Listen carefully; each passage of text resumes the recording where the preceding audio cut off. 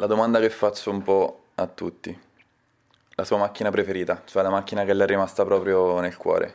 Quella che magari ancora adesso, quando la pensa, si... Io ne ho tre: Stratos, F40, Edolis.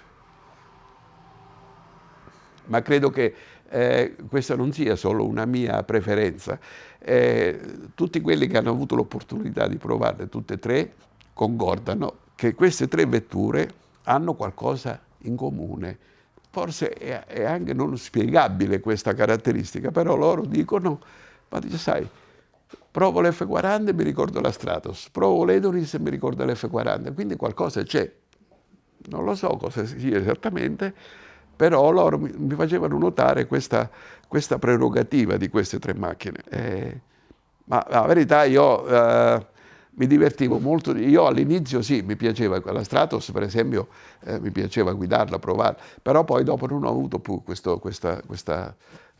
mania di voler provare a tutti i costi. Io l'ultima macchina che ho provato è stata, avevo fatto un 3 litri della Ferrari turbo uguale al 2 litri con lo scambiatore che poi non è uscita, l'avevamo montata su un mondial e sono andato un venerdì sera a farmi un giro a Fiorano, ma pochi mesi prima di andare via no, non mi divertiva più tanto l'idea di guidarla. Sì, andavo a Fiorano, facevo un giro giusto per capire, però non era che...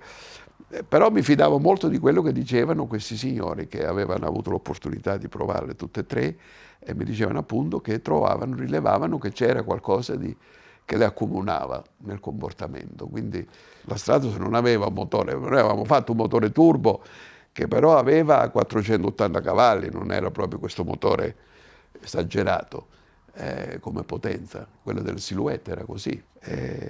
Ma invece quello del GTO e dell'F40 spingevano abbastanza perché il GTO Evoluzione aspettavamo il pilota perché ha visto c'è la foto giù, è venuto Lele Pinto, quello che correva nei rally, che gli appassionati di rally lo chiamavano Piombino perché aveva il piombino nel piede destro. È venuto lui a provarla e ne è rimasto entusiasta.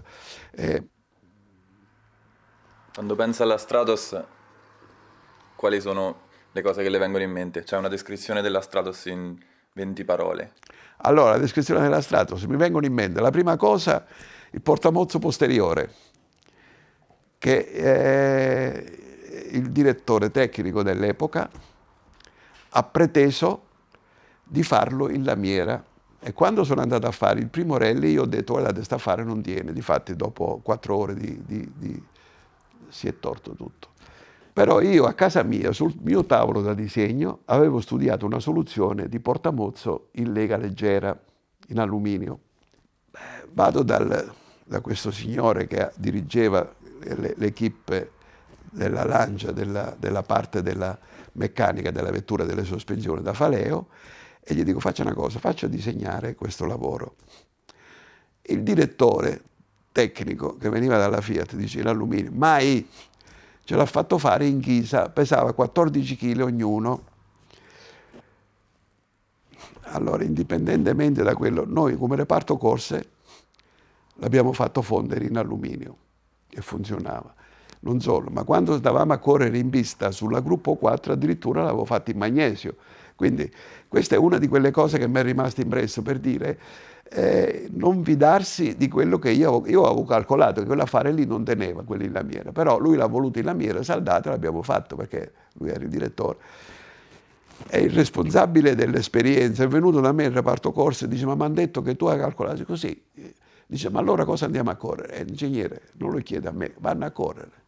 Hanno deciso di andarci, ci vanno, però difatti dopo 4-5 ore di gara si era piegato. Poi dopo, come dico, il direttore l'ha voluto in ghisa, ce l'aveva Faleo sul tavolo, sul suo tavolo, sulla sua scrivania, pesavano, non mi ricordo, 13-14 kg l'uno. Questa è una delle cose che mi sono... E poi tutto lo studio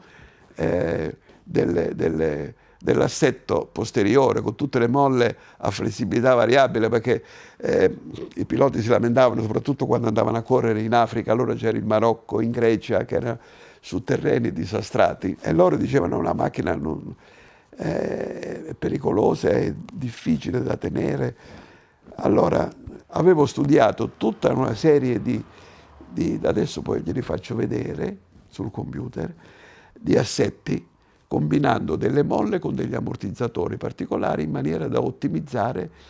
Ce n'era una per il safari, una per la neve, per il Monte Carlo e una per la silhouette, per l'asfalto.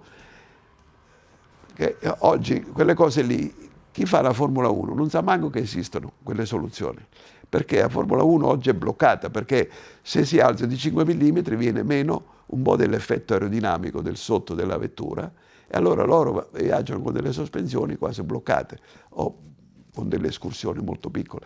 Lì invece quelle macchine lì facevano escursioni di 70-80 fino a 100 mm di corsa, e allora con una molla a flessibilità costante non riusciva, la corsa aumentava fino a quando la macchina non stava più nelle condizioni ottimali di trasmettere potenza, di aderenza, e quindi avevo fatto tutta una serie di molle a passo variabile che avevano migliorato moltissimo questa condizione di funzionamento. Difatti i piloti poi volevano solo quelle soluzioni lì, non chiedevano altro, perché avevano capito che lì c'era un miglioramento sensibile. Ma queste erano poi altre cose della Stratos, le leggi di sterzata, e avevo fatto naturalmente, perché poi in Nando erano arrivati i computer, quindi avevo la possibilità avevo fatto con questo ragazzo che poi è diventato questo ingegnere, il project manager della Delta. Avevamo fatto un programma che si chiamava Auto in curva per calcolare l'indice di sovrasterzatura. Insomma, avevamo messo assieme delle cognizioni che avevamo all'epoca, perché oggi no, oggi io apro il computer, si collega con queste case che hanno dei software sofisticatissimi.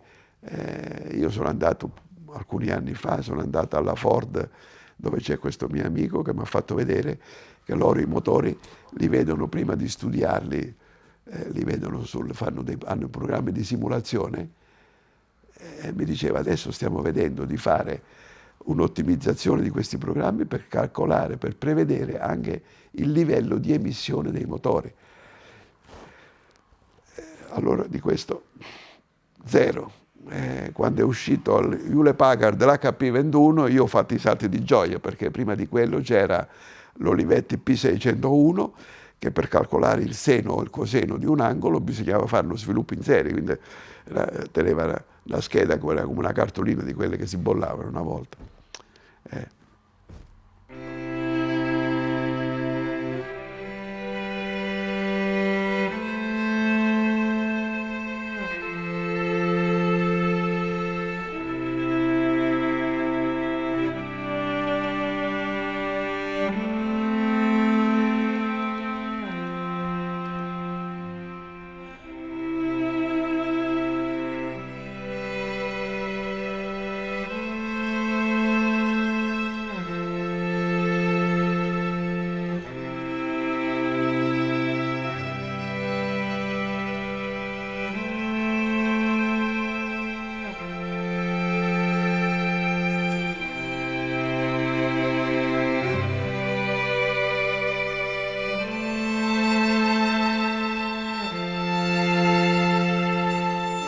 Parlando delle vetture, Ferrari, ci trovavamo bene a parlare, a discutere, perché allora, dico, il marketing della Ferrari non esisteva, perché le macchine, come dico, quando io gli ho detto che quel motore poteva avere 400 cavalli, lui non ha pigliato un foglietto e dice vabbè, lo faccia lei.